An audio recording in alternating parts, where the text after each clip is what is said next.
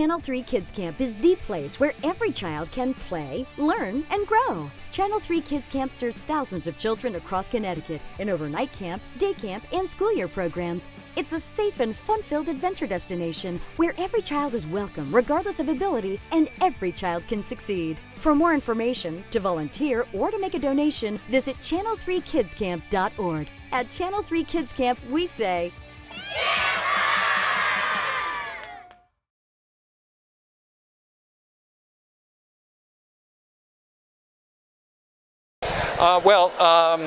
as you may or may not know, I work in the women's prison. I do a volunteer program down in Niantic at the York Correctional Institute. And one of the things that's really great about an initiative like the Kids Camp that Channel 3 and others promote every year is that it's a safety net. It's a safety net that hopefully catches kids before they enter the system and gives them not only a couple of fresh air, fun things, but also maybe steers them in a direction that they might not have gone in. So I'm a sucker for good causes, and this is really one of them. Well, thank you, Mr. Landon. Now, just talking about some of your works, I recently saw the film Wishing and Hoping. I absolutely love that, and it really embodied what typical New England Italian family is like. Any current books or projects out? Yeah, well, first of all, I got to tell you a little something about Wishing and Hoping. That because I'm a native of Norwich, and because one of my students at the Norwich Free Academy, Andrew Gernhardt, was the producer of Synthetic Cinema, who made that film, that's always a source of pride for me. Yeah, we have a couple of projects now. In fact, Synthetic is developing for a feature film another novel of mine called We Are Water. And I also am working on a project with the actor Mark Ruffalo to bring one of my other novels, something called The Hour I First Believed. No, scratch that. It's the other one. I'm working with Mark Ruffalo right now on another of our books, I Know This Much Is True, which we are hoping to bring to premium television as a limited series. So I'm a busy guy. It seems you are. And yeah, both Colin Thays and Andrew, great guys. Oh, you know them, yeah. Well, at Mitchell College, they taught me, video production there. Right? So oh, I didn't realize that. Yeah, and so it's nice. It's like a great circle that we have in our local community, giving back and taking. It's just a nice thing. Well, thank you so much, Wally, for taking the time. Thank you so much. And is there anything else you'd like to say? No, these are tough times in some ways, and I have a tattoo that says "Love wins," and I think that's sort of my guiding principle. Politics aside, I think love is what brings us together, and of course, the Channel 3 Kids Camp is one form that love takes, a love for kids in the community. And as they say, it takes a village, right? Yeah, right. Thank you so much. Okay. Hello, I am here with Denise DeCenzo, news anchor from WFSB Channel 3. Thank you so much, Denise. So far, it's a wonderful event. We have Wally Lamb. We have all these wonderful things, and it's for the Channel 3 Kids Camp. Now, you're the host of tonight. Now, you were the first to be honored at this luncheon 9 years ago, correct? Now, the Channel 3 Kids Camp, how does that feel? How do you feel towards that, and why is it so important to be involved with the community and help younger kids or troubled teens? Oh, well, I think, first of all, this WRAP luncheon is called WRAP, W-R-A-P, for Women Raising Awareness Philanthropically. It's a mouthful, but it means, in one word, kindness. It's a way to give back to the community.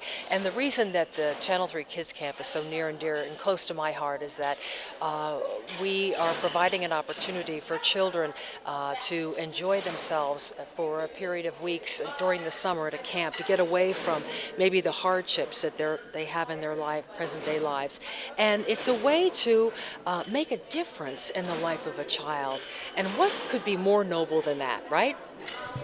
Now, you've been a pillar in Connecticut for a very long time, and again, you've done so much for us. Muscular dystrophy. You used to do the Jerry Kids. I used to tune in every year. Oh, I remember Did that. great Yes. times, Oh. and Hilton Catterley Yes. back in the day. Oh, you did watch. I can tell. I watched. Yes, I did. yes. Now, out of all the things that you've done, you've done a tremendous amount, right? You've accomplished a lot. You were editor of your school newspaper. You graduated summa cum laude. You did all these great things. You won Emmys. Now, I asked Wally the same question. What is the best advice you could give anyone? Not just in to be successful, but in life. What have you learned the most? I mean, you came from a great family. Father was a veteran. What throughout this whole time? What have you learned the most that you could give to somebody, knowledge-wise? Well, first of all, before I answer that, let me commend you for your journalistic research because you basically encapsulated my life in a few seconds. So kudos to you. You do a great job researching your subject. So I just wanted to point that out. Very good. Now, in terms of advice, what I would offer, well, that's a great question, and I'm happy to answer that because I found that there is a single bit of advice that was given to me by my mentor out in Cleveland when I was working there for the CBS affiliate doing the 6 o'clock and 11 o'clock news. And that is this. It's the simple premise, and it took me a long time to learn this, a long time. But it's this. Never give anyone the power to make you doubt yourself. And I'll say it to you at home. Never give anyone the power to make you doubt yourself. If you believe something and you want to do it, go for it. Go for it. And go for it with every fiber of your being. Believe in yourself, and things will happen for you. And try to conduct your life with kindness. Kindness. It means so much. It's like throwing a stone in a pond and the ripple effects keep going and going. It's a wonderful way of giving back to the community and something that we can do for each other as human beings. So be true to yourself, believe in yourself, and try to conduct yourself with kindness. And I do believe that what you achieve will come your way. Thank you. And it's very similar to what Mr. Lamb had said earlier about it takes a village. Thank you so much, Denise, for taking the time. I know you're super busy, and thank you so much. Oh, thank you for having me. Great job again. Thank you. Well, today we're having over 300 women from all over the state of Connecticut who are coming to celebrate Lynn Malerba, who Lynn is the chief of the Mohegan tribe, and to hear our keynote speaker, Wally, who is a Connecticut resident and a New York Times bestselling author. We're a year-round operation. This is our 107th year, and we were founded primarily as a summer camp for children from the inner cities to be able to come out and see what it's like to be in nature for a week.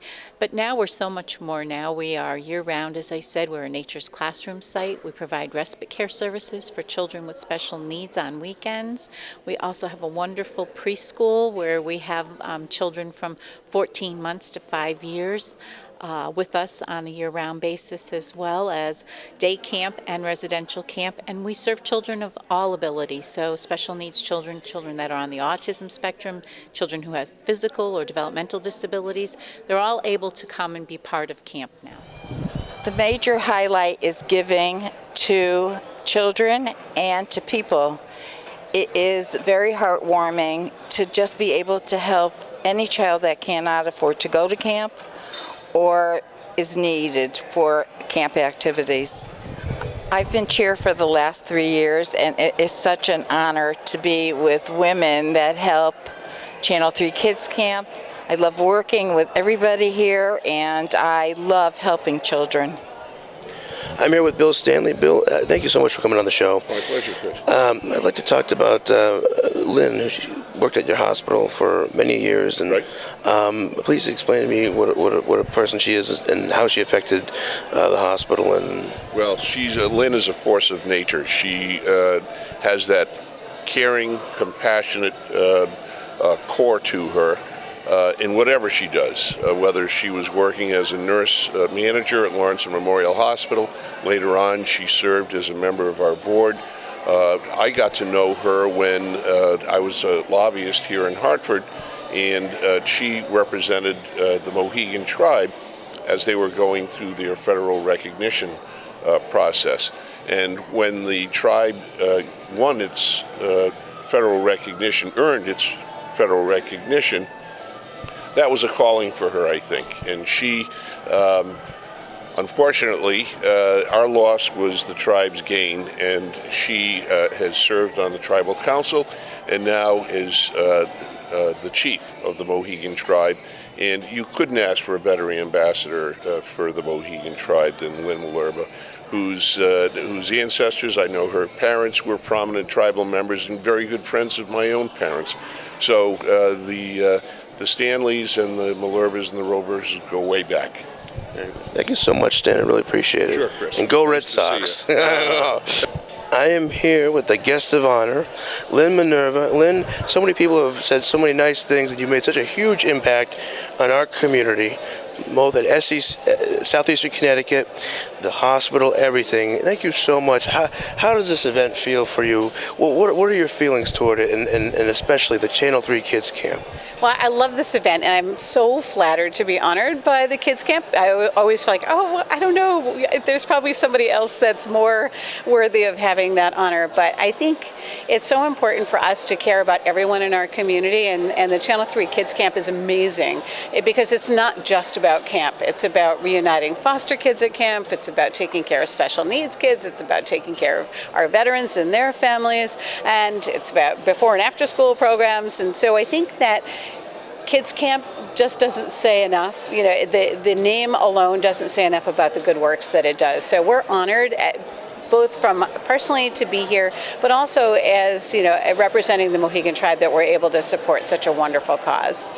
And unlike many camps, this camp is statewide, and they have different areas everywhere else. Now, you spent some years at L&M Hospital, and there's a lot of people here that both you and I both know. And please explain to me your years as at that hospital and what it meant to you. My years at Lawrence Memorial Hospital were some of my most formative years. I started as a very young nurse and was very fortunate to experience different levels of authority while I was there. So I was promoted while I was there. And I think the reason for my success was because we all were in the same frame of reference, which was taking care of patients. And so even though I did get promoted and I ended up having multiple areas of responsibility, the people who knew me when I was working at the bedside, and they trusted my instincts. So it was very easy for me to be successful there. And I always said that no matter what level you're at a hospital, you are creating the space for the people who actually take care of the patients. And everyone has the same goal, which is taking care of patients and families and making sure that they're embraced by all of their care providers while they're in the hospital. It was the perfect career for me. I never thought I would leave it. In a million years, I never thought I would leave it. My goal was to retire from Lawrence Memorial Hospital, which many people do. When you go to the anniversary parties there, you'll see people who have worked there 40, 45, 50 years. It's an incredible place. You've been a true humanitarian with everything. Now, now you're the chief. You're in charge. Now, how was that? How was that transition for you? Well, it was a surprising transition for me. I was the chairwoman of the Tribal Council at the time, which is the business board as well as the governing board for our tribe, and was quite happy doing that. And our former chief, Ralph Sturgis, had passed. We had a very long mourning period for him, 3 years. And the Council of Elders are responsible for appointing the next chief. And they called me into their office, and I said to my former counselors, I'm not sure why they called us, why they called me into the office, but I'm going down to meet with the elders. And they said, well, we'd really like to appoint you to be the chief. And I was just blown away because they had asked all of the tribal membership who they thought the chief should be, and I very diligently wrote a letter to the Council of Elders saying, I think it should be my mother, because she'd spent 30 years on tribal council, most of which were volunteer years, and had been engaged since her mid-20s in doing good works for the tribe. But they had a different vision. They wanted somebody who was a little bit younger, who could travel, who could really engage deeply in Indian country, and I had a lot of connections in throughout Indian country, and so I was really honored to be named the chief. And my great-grandfather was a chief from the 30s to the 50s, so it is a family tradition for us to have leadership roles in the tribe. So the day I was installed as chief, I had all of my great-grandfather's still living grandchildren walk me into the circle, and it was just a very emotional event and very powerful. And there's nothing better than making your parents, your siblings, your children, your husband, and your whole tribal community proud. There's nothing like it. You've done so much, and all I could ask is, like, out of all this, I mean, because you lived a life of many lives, what's the best advice you could give anyone? Not even trying to make it in the world, but just trying to make it as a person. What's the best advice you could give out? So I've been asked that, and I've actually said this at a couple of commencement speeches I've been to, and the best piece of advice I could give anyone is to have a plan, but don't hold on to it so tightly that you miss the entire adventure. Because if I hadn't said yes to certain events along the way, if I hadn't said, all right, I think I can do that, I would have missed this wonderful moment in my life. And so I think it's just, you have to give yourself that freedom to dream and maybe take a different path that you didn't think you would be going down. Thank you so much. Thank you. Take care of yourself, and God bless you on this day. Thank you. And that's what this kids camp is. It rises to the top every single time. With the addition of the ability to let kids of all needs come and experience what it's like to have a week's worth of camp, it's just a magical place, and I know that everyone at Channel 3 is just so happy to be a part of this, and we're gonna do our best to continue to support this. Next year is my 20th year at Channel 3. So, we're gonna have a big fundraiser. I'm not gonna let you in on the secret right now, but I promise you'll all have fun and you won't have to put on a gown. All right, so that's that. I just wanted to say thank you so much for having me. It's funny, Wally, when you called me to find out the punchline of that joke, yes, I was the kid in the Ranger Andes. No, I'm just kidding, I wasn't.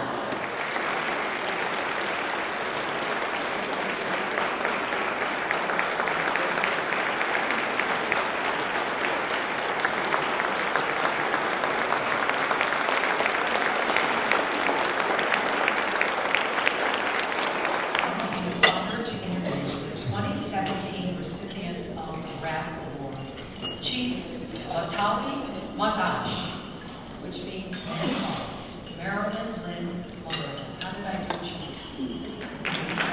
Thank you.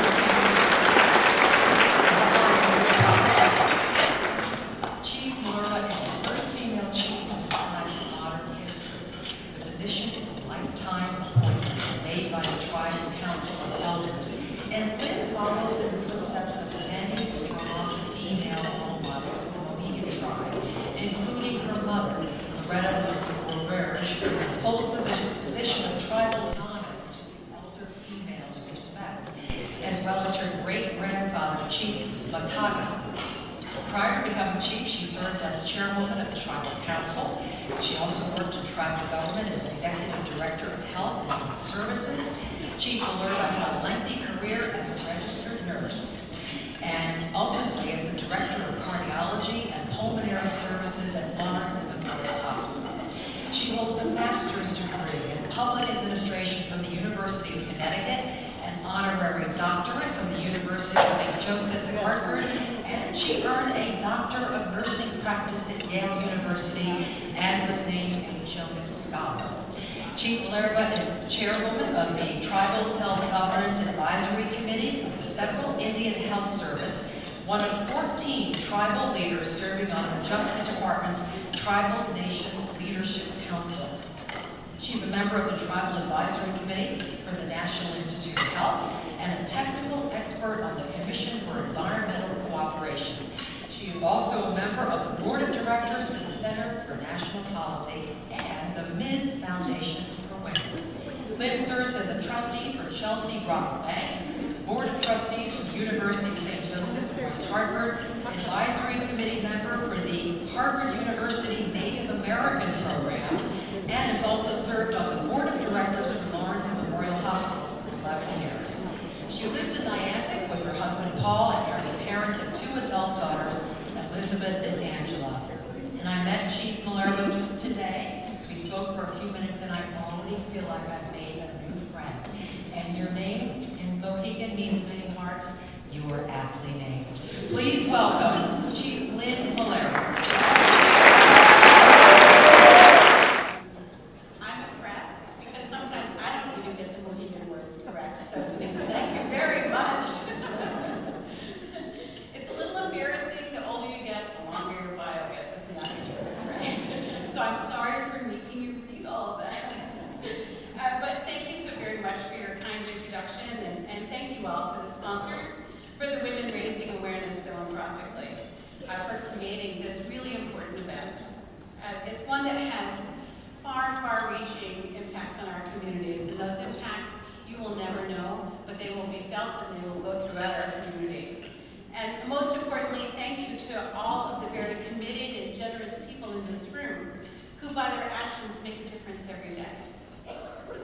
Philanthropy strengthens our bonds to one another. It is clear to me that everyone here understands the gift of giving and how mutually beneficial that gift is. So joining me today are my husband Paul, who's my biggest cheerleader. He's had to suffer through all of my absences and all of the school programs that I went through. His life is mine, and so he's earned those doctoral degrees alongside me by listening to me complain for all of those years. We have our folks from our Council of Elders. We have Marie Pino from our Council of Elders, Charlie Strickland from our Council of Elders, and Beth Regan. I would ask you to stand and be recognized. They are very important leaders.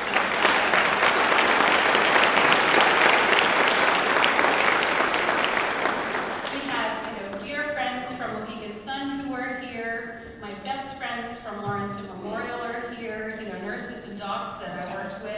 Some of our folks from PR. But all of you play such a big role in my life, and I thank you all for being here to support me today. While there are many wealthy people who are incredibly generous in support, for multiple causes, for people throughout the world, I'm here to tell you that sometimes it is a simple act of kindness that emanates into something larger. So whether you're able to donate millions of dollars like Bill Gates, and don't we all wish that we had that expendable cash, the thing that you do, the good works that you do, or the way that you're able to donate your time and your talent, you embody the true meaning of philanthropy and what it means to be a positive force in your community. In supporting this event, you support children and adults of all abilities, and I think that's what's so special about the Kids Camp. It isn't just about the children, it is about adults as well. It's about our veterans, it's about special needs children. Imagine special needs children being able to participate in camp just like everyone else. That's just so important to just feel for a week that, you are just like everyone else. You're not special needs. You can participate in all those wonderful activities. And I think that it's important that we all support children and adults in a loving way throughout our community. There are 2 very personal examples when someone who is philanthropic in nature made a lifelong difference for me as well as for my family at large. The first example contributed to the lasting of our people, our Mohegan people, and to the formal re-recognition process for the Mohegan tribe. In the late 1800s to the early 1900s, the federal policy toward American Indians was that of removal and relocation. Our tribe has resided in southeastern Connecticut for centuries, rooted to our land, rooted to our indigenous medicines, and to the cultural practices that are associated with that land and that place. In order to avoid relocation and to protect our connection to the land, Lucy Ockham Tentaquichin her daughter Lucy Tentaquint Tecumwas, and her granddaughter Cynthia Tecumwas Hascott donated land in perpetuity to the Mohegan people for as long as they walked this earth. At the same time, a non-Indian Christian missionary woman from Norwich, Sarah Lynn Huntington, led the efforts to raise the money in the local community to build a church on that land, which would demonstrate that we were civilized and Christianized, thereby negating the need to relocate us. This church, originally called the Indian Congregational Church of Montville, quickly became our social, political, and religious center. It was later central in the efforts to obtain federal re-recognition. It is proof that we have a small part of our reservation still intact here in Uncasville, and a tribal government uninterrupted since the time of first contact with the Europeans, which was part of the requirement for federal re-recognition. Not one of these women could ever understand the lasting impact of their kind, generous actions and how our nation would continue to thrive on our lands. One of the most enduring things about this church was the fact that they had what they called this Ladies Sewing Society, which sounds very innocuous, right? You know, nothing to see here, I'm just sewing, right? But it was Mohegan women who decided that they needed to go underground a little bit with those cultural practices, but they continued to speak the language. They continue to practice our culture. They continue to teach our religious beliefs and our medicinal beliefs. And so there's this great phrase that's attributed to them, and I love it. It's called squat, it's a wool talk, and it means listen to the women. Now some of the men in the tribe don't appreciate that too much. Sorry, Charlie, I'm sorry. But it really is this enduring legacy that we have from the church. And the church continues to be an active church we were able to restore when we became federally recognized. Their legacy of philanthropy lives on. Because of these women, our cultural traditions survived.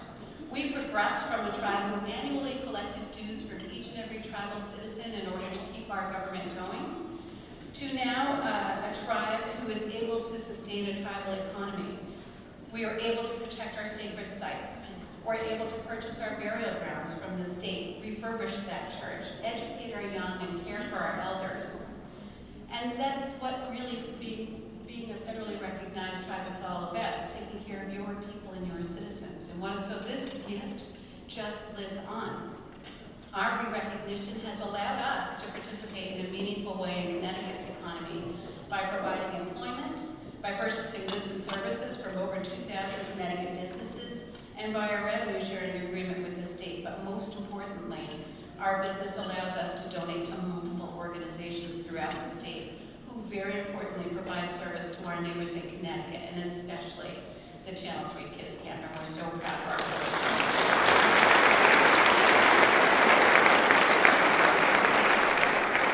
It reminds me of the words of Amelia Earhart, who remarked, "No kind action stops with itself.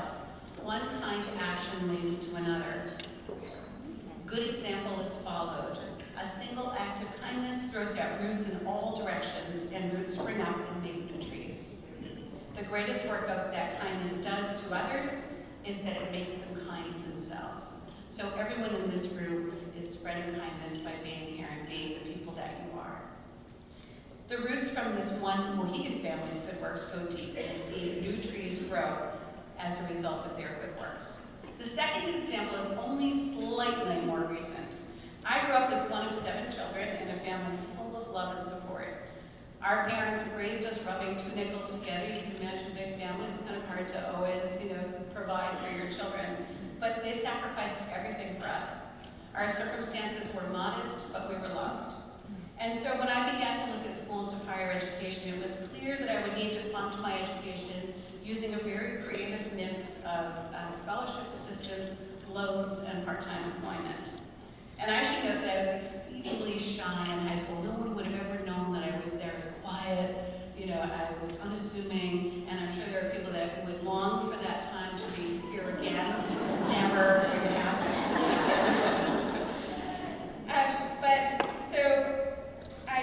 Throughout the year, the teachers at Montville High School had what they called a coffee fund. And they would contribute money for each cup of coffee that they drank and pool the proceeds into a scholarship award for a needy student. I was surprised and so grateful to be chosen to receive not only the Coffee Fund scholarship, but also a small $3 department at our commencement. And again, they would have known me if they tripped over me. But I can't tell you how touched I was and so thankful to learn that these teachers, extended such generosity to a kid they didn't know. And I heard that earlier from Denise. You're extending your generosity to kids that you don't know. I was that kid. And people gave me a hand up. So throughout the nursing school, I went to a 3-year nursing school, which is why I had multiple graduations, because I kept going. Every weekend I worked, and I made the grand sum of $50 a week for the weekend. So $25 a day, so you can imagine now how old I actually am. But so the impact of those scholarships made just such a huge effect on my life. And surely, they made a leap of faith by investing in this young kid from Uncasville, and they wouldn't have imagined where my path would lead in, perhaps, the things that I have been so fortunate to do. So my early career choice was critical care nursing, as you heard, until I made the leap into tribal politics, which is always fun, because it's all family, so it's all the time, all politics all the time. And so in the era that I began nursing, it was less high tech and more high touch. For instance, the nurses looked fairly authoritarian with their white caps, white shoes, white uniforms on. We looked like we knew something we actually didn't when we were first in school. And my cap was down in our Lincoln Museum as a relic. We didn't have automatic blood pressure cuffs, digital thermometers, IV pumps, electric beds, oxygen sensors were yet to be developed. So it was more of an art than a science. We needed good observational skills and listening skills. They're just as important as any technology, and they continue to be just as important as technology in this world. Patients were another story. They had ashtrays at their bedsides for their smoking convenience. The nurses were smoking in the back room while they were getting a report. I think we've come a long way. And the night before, we didn't trust patients at all, so the night before they had an x-ray or a surgery, we'd make them come to the hospital because we didn't trust them not to eat or drink. And then, we didn't trust them to do the right thing. We'd bring them in, and then we'd have to knock them out so they could get a good night's sleep before their night. But it was a perfect profession for me, as you heard. I think one of the things that has just been such an honor for me is it's a gift to be fully present for people. So as I've traveled on my path, it's been an honor to play many different roles. My background, my education, socialization as a nurse in the community of the Hartford Hospital nurses truly informed who I am as a person and how I lead in any setting that I've had the good fortune to find myself in. Going to Hartford Hospital School of Nursing as a young woman was a game changer for me in that it just changed my worldview forever in a way that no other education or profession would have. It helped me find my voice because you have to advocate for people when you're a nurse or when you're a doctor or when you're somebody in the healthcare profession. That's your job. So I was able to take all those lessons learned along the way and apply it to the world of business, the world of tribal politics, and the world of federal policy, as you've heard. And so it's my job to advocate for those people that maybe have a little less voice than I do. When our medicine woman, Melissa Tantaquidgen-Zobel, gave me my Mohegan name, Witawi Motahashi did such a good job. She said, "You have held so many hearts in your hands in the past as a nurse, and as a chief, now you hold our hearts in your hands." That was a very proud moment for me. We can all agree that whenever we reach out to others and we think beyond ourselves, we are holding hearts in our hands, and perhaps hearts we may never know. Philanthropy can take so many different forms: monetary donations, time, talent, volunteerism, providing a safety net for people, encouraging a child who is struggling, telling them you believe in them, or advocacy. But one thing I've learned is this: when you're offered a seat at the table, take it. Take it and make sure that you make yourself heard, and that you make yourself heard for those people who can't be at the table for whatever reason. So I appreciate the collective good in this room today. You have no idea what impact you'll make on some young kid or some family who's really struggling. I encourage you to think back to a time when perhaps you were the recipient of a kindness and how that made you feel as you extend yourself to others. Your connectedness in this world that we share and your desire to be a light of change inspires me.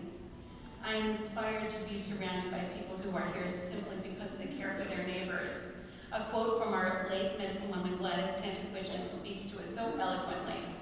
This is our day, our Children's Day. Take it, live it to its best advantage. Enjoy it, improve it, and give it to your children a better tomorrow. I thank you for this honor on behalf of all of our Mohegan people as I stand here before you representing our entire Mohegan people and all of their good works. And so I would say, Tabatni, Matawi Wakitu Wolkanshwas, Ichikiawan, thank you and many blessings upon you all.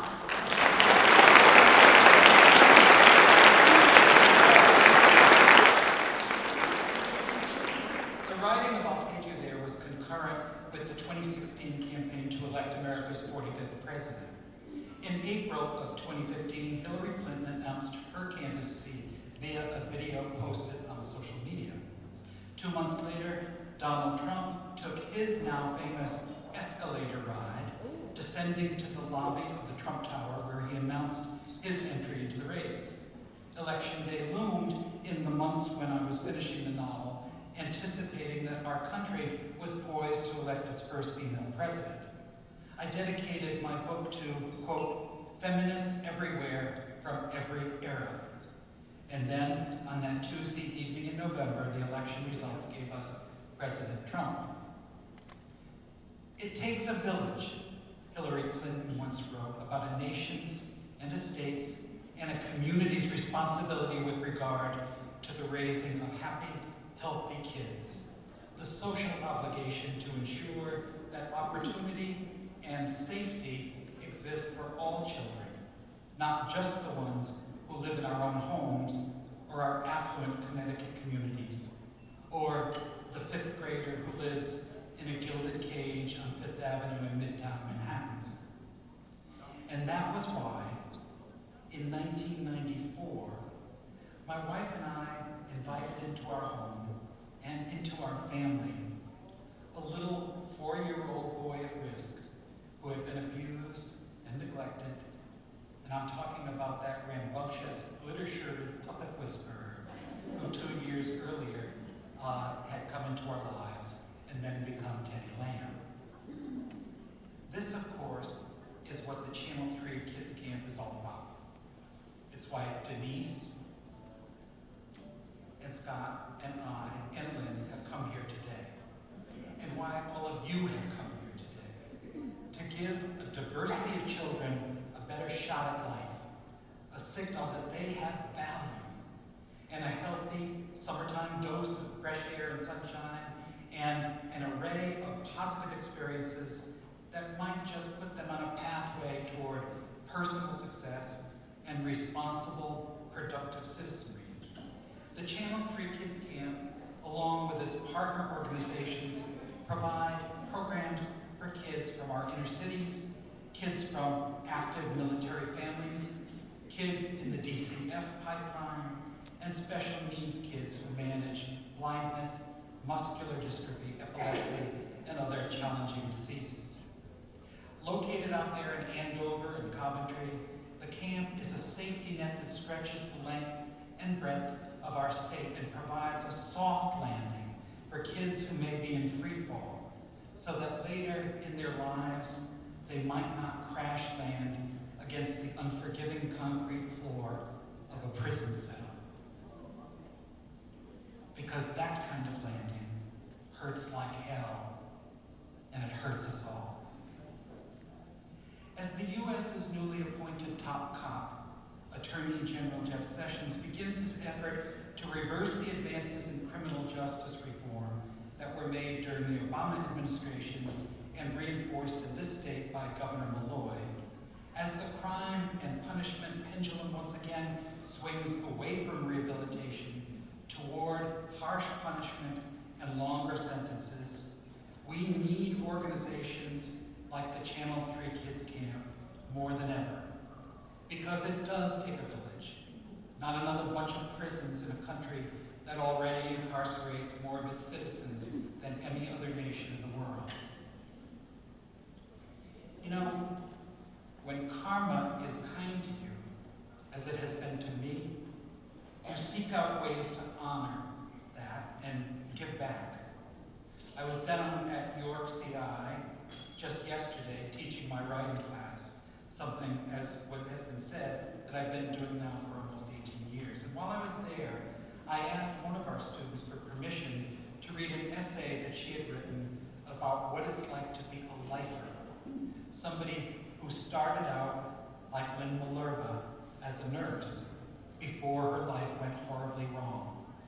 Before, at age 27, she was convicted of a felony murder and given a life sentence with no chance of parole.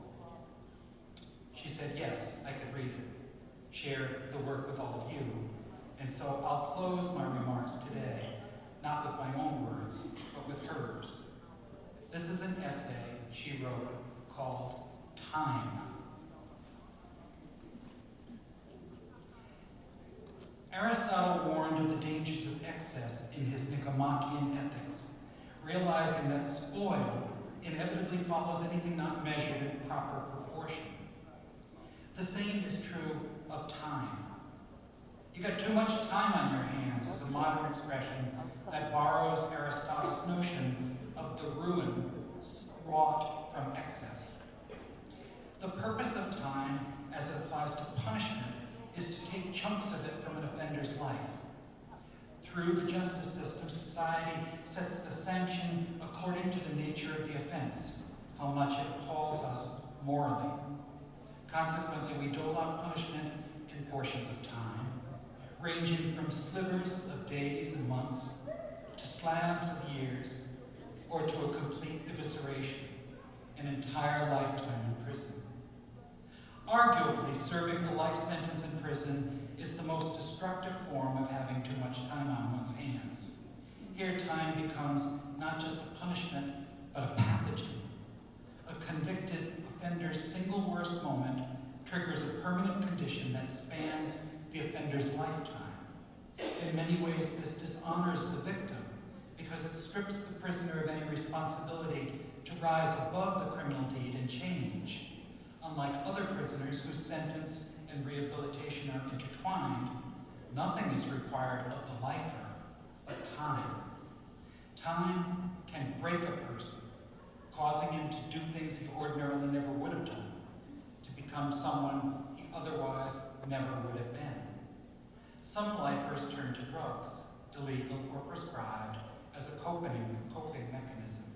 Some develop a nothing-to-lose attitude, surrendering to self-destructive behavior and amassing a bunch of disciplinary tickets. Others lose their minds. The most desperate are driven so far over the brink of despair that their only recourse is suicide. We saw that in the headlines just this week. The pathological effect of time is not always revealed on the surface. Most lifers settle into their daily routine and do their time quietly. They get a hobby, find a niche, create a purpose for themselves not only to pass the time but also to make sense of their lives. But for me, time has become distorted, something I can no longer manage. I'm always late, scrambling, in a rush, blowing deadlines, leaving things incomplete or undone. My sentence has warped my concept of time, causing me to overestimate it, take it for granted, perhaps because for me, time has no value. The small annoyances that come with mismanaged time, tardiness, procrastination, haste, disorganization, these cause me constant aggravation. It's not often visible to others around me, but there is a dark, insufferable gloom that clings to me. It's always there. Life in prison passes not by a clock, but by what goes on to indicate that time is ticking. Each formal body count means that 4 more hours have rolled by. Shift changes mean 8 hours. Tuesday is commissary day, marking the passage of another week. Guards rotate to new posts every 56 days. Quarterly facility shakedowns tell me that 3 months have passed. When somebody with whom I've served leaves prison at the end of a 10-year sentence, I realize that another decade has crept by. For the lifer, time moves not for you, but around you. The child who was a baby when you entered prison is on her way to the junior prom, an age progression viewed only through your photographs. Advances in technology, the internet, the iPod, texting, Twitter, these are experiences solely these are experienced solely through magazine ads and TV commercials. One day recently, a juvie put a respectful miss in front of my first name, and Time's Passage slapped me across the face. It's difficult to make the best of one's time when time overwhelms. No matter how productive I am, my life, this life, feels purposeless when everything I strive toward, aim to become, is sucked into the black hole of days and years and decades passing. Recently, I dreamed a dream in which I was torn open, trudging uphill, losing my footing on the jagged rocks of a mountain. Cradling my spilled entrails in one hand, I had to keep pushing against a great black force with the other. That force, I now realize, is time. On many nights, I wake in a cold sweat to the living nightmare of my reality, wondering what to do with the never-ending hours, days, and decades that taunt and trap me, and will do so until I die here. Thank you for listening. I've been here for almost 2.5 years now, so I've had a chance to witness the transition from serving only a population of typically developing kids to last year when we brought in some kids with developmental disabilities and started including them, and then this year when we became full-out inclusive, and it's been a really exciting transition to be a part of. We thought we would need to do a lot of communication to the kids, a lot of preparation, and what we found is that the inclusion process was very natural. Happy birthday to you. Happy birthday to you. We're able to accommodate any of the special needs population, whether it be severe. Our nurses are well trained to work with that population as well as the counselors. You can go and work with kids and you get quite a lot out of it regardless, but with kids with special needs, when you finally get through to someone, it's so rewarding and it makes you just feel a lot better about what you're doing inside. I like the counselors very, very much. Performing and singing is something that they really connect with, and so the performing arts program was a really big program for them to do this summer. Those eyes don't go anymore because it got licked up by a dog. You get them into the pool, a child who maybe uses a wheelchair, that's so freeing for them because they feel like they can move around like the other kids. No matter what disability the campers arrive with, something they all seem to have in common, apart from the odd one, is that they all love swimming. I think it's a sensory thing for a lot of them. It just gives them a bit of a weightless sort of freedom, I think. I like swimming. I'm really good at it. I was in Special Olympics. For a lot of these kids, it builds self-confidence. It shows them that they're able to do something that their typical peers may be able to do. There was one mom I spoke with this morning. She has a first grader who's here as a day camper, and she said she got here early and the kids were involved in a performing arts and dance activity yesterday. And she said, honestly, I was almost in tears because I realized that my son is going to go back to school and not be a kid who makes fun of kids who are different. And every single one of these kids who's here this week is going to go back to school and not make fun of kids who are different. And really, all of our campers, I think they learn tolerance, I think they learn acceptance, and I think they learn that all kids in one way or another are the same. And some kids that may have come from the typical population with a behavioral issue or they may be an introvert, somebody that was shy, for them to work with the special needs population was something that brought them out of that, and so it helped, both sides. To see the comfort level that it provides for their families it's just incredibly special, and it's a great place to be.